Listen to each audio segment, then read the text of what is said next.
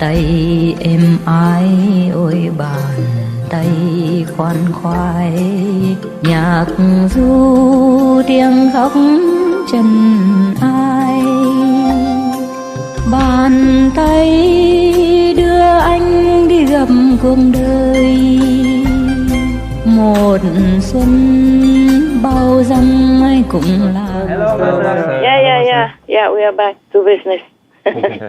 So, this person, chữ động từ, his father is chữ cụ vân, because they are so poor, that both of them have to take turns to have a rag to wrap around their private area, if they have to go out of their vicinity of their house or something. Okay.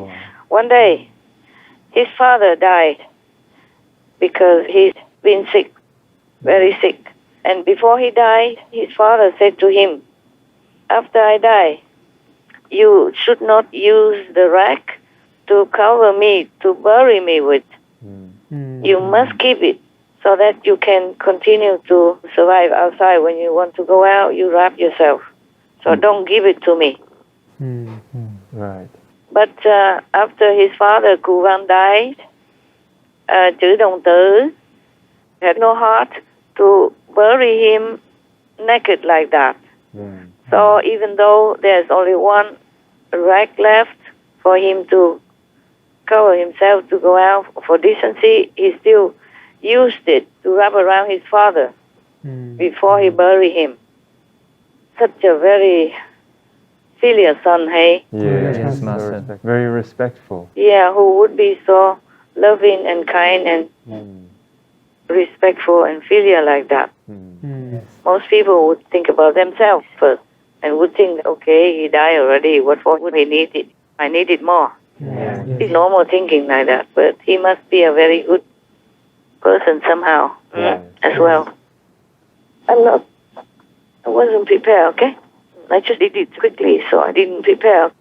It's getting cold now. He buried his father and continued to live. He had a little thatch hut on the bank of a river. Every day, according to the story, he went and caught some fish people. And then with that, he could exchange them for other necessities, like rice and stuff like that, with those boat people that passed by. Yeah. At that period of time, in history, there was a princess. Her name was Dinh Dung. Dinh Dung is a Vietnamese name, but it means fairy-like, meaning she's beautiful like a fairy. Yes. And she was exceptionally beautiful. She was already 17, 18, but she never wanted to marry any man. Right. She only liked to go on the boat, traveling here and there with the boat to see beautiful scenery and locations. The king loved her very much and accepted her request, so he prepared a very beautiful boat, a big one, big boat with a lot of servants. So wherever she wanted to go, they would take her there. The king never forgave it. One day, Princess Dinh Dung was on the boat enjoying the scenery and the freedom on the river with her servants. So her boat went in the middle, and in the front there were guards, bodyguards, and soldiers, and on the back also like that. Her servants and her soldiers, the bodyguards, were in the front and in the back of her boat. Her boat was in the middle. They are protecting her. Right. Yes. And ready to serve her, of course. Princess, daughter of the king, not like me. I don't even have one. Stay in a little room. Not really a room. It's a shabby kind of ready-made stuff. 2x4, eh? In front of me there are trees. Behind me there are trees. Same with the left and the right. No one else. No bodyguard, no soldiers, nothing. Tree gods. Yeah, they are also guarding me in a way. Yeah, yes. They're big and powerful, strong, muscular trees. Yeah. So when they arrive at a part of the river in the village Susa, people saw their boats. It looked like they covered the whole river, the whole river part of that area. Probably many boats, yes. Right. Because she has one boat, but different, yeah? And the other boats belong to her retinue. The servants and all that, yeah? Men and women and soldiers. Tử Đồng Tử saw it. He was kind of trying to catch the fish people, with the small kind of self-made basket, yeah? They put it in the water and then the fish come in, but they cannot go out, those small things like that. But when he saw so many boats and so many soldiers and all kinds of very impressive crowd like that, royalty. So he was so scared, he threw away his basket that he used to catch the fish people. Anybody knows that kind of basket that they put in the water and then the fish come in? It's just a small catch, It's not like a net or anything. Anyway, it's a kind of basket you can see through, but there is only one way because the mouth is big and it gets smaller inside. So the fish people can go in easily but can't come out. They're trapped. Yeah, cannot get out. It gets smaller inside, so the fish people can easily maneuver to come in, but when they come out, then they cannot. So that's how they catch the fish people. Not a lot. But that's all he could have. But even then, he saw so many soldiers and people and such a royal, impressive crowd like that on the river, so he threw his fishing device trap and then ran away.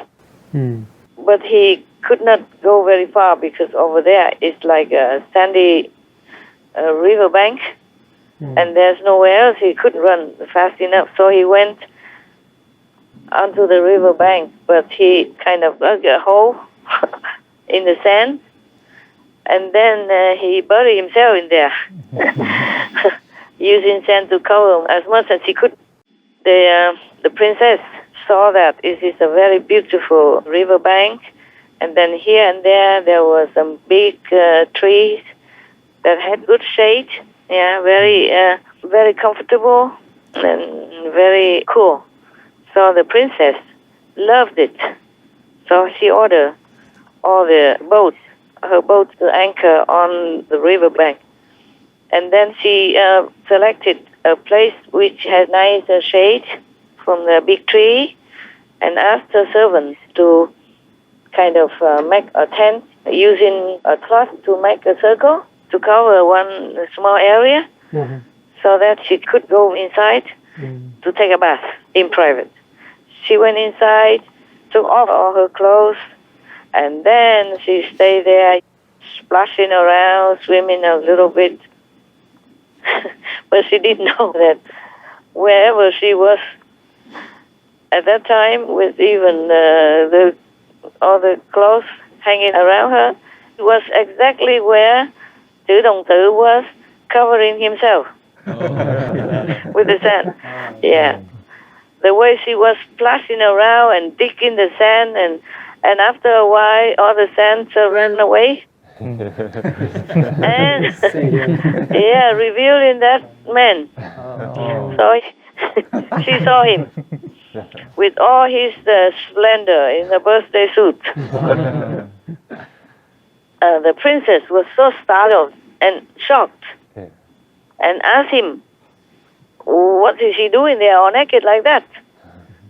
So Tử Đồng Tử told her that he didn't have any clothes. And then he saw her retinues and boats and soldiers like that, so he was so scared, so he had to bury himself in the sand to cover himself, to hide. And then the princess told him, I have vowed never to marry or have anything to do with any man, but it looks like heaven arranged this by destiny. And now that I have seen you there, I realize that I cannot go against heaven's will. Yes. So then she asked him to bath himself, gave him all the necessities, soap and all that, I guess, yeah, shampoo. And then she asked the servant to bring him clothes. And they brought him to her boat. And then she asked her servant to prepare the wedding feast and ceremony. Wow. But chữ động từ expressed his refusal because he didn't feel like he's worthy to be the husband of the princess. You know, he's so poor. Yes, Master. He had not even a rag to cover himself. How would he dare to think, even in his dreams, like that, even though she had expressed her willingness, yeah? That he refused. Mùa đông khăn tang mây bỏ đường dài, bàn tay thương nhớ ôi gầm trong băng giá, là lung cây khẽ